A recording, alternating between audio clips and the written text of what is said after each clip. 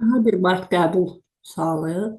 Demək, burada bu sualın izahını verməmişdən öncə yardımçı vəzifələrlə bağlı hansı ki, onların ixtisas dərəcələrindən biraz söhbət edək. Deməli, 4 təsnifat üzrə var idi. Hansı ki, birinci və ikinci təsnifatlar üzrə 2 il staj tələbi tələb olunurdu. Üçüncü, dördüncü təsnifatlar üzrə isə 1 il staj tələbi tələb olunurdu. Soruşsa ki, əgər ə, ən yüksək ə, ixtisas dərəcəsi hansı idi? Dövlət qulluğunun baş referenti götürəcəksiniz.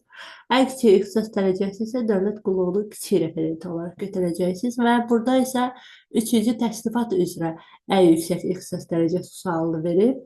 Üçüncü təsnifat üzrə ən yüksək ixtisas dərəcəsi ən kiçiyindən başlayaq. Dövlət qulluğu üçüncü dərəcəli referenti olaraq yadımızda qalsın. Daha sonra isə 1 ildən sonra ala bilir dövlət qulluğu ikinci dərəcəli referenti və əlavə olaraq 1 ildən sonra ala bilir dövlət qulluğunun birinci dərəcəli referenti. Ümumilikdə isə 2 ildən sonra dövlət qulluğunun birinci dərəcəli referenti ixtisas dərəcəsini ala bilir. Ən yüksək ixtisas dərəcəsi olaraq üçüncü təsnifatdır. Demək ki, burada doğru cavab olacaqdır. Birinci dərəcəli referent C variantı.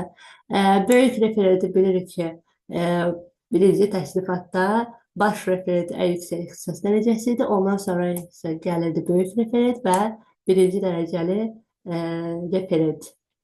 Və ikinci təsnifatda da müvafiq olaraq dövlət qulluqçusu böyük referenti, birinci dərəcəli referent və ikinci dərəcəli referent. Üçüncü təsnifatı bilirik. 1, 2 və üçüncü dərəcəli referent idi.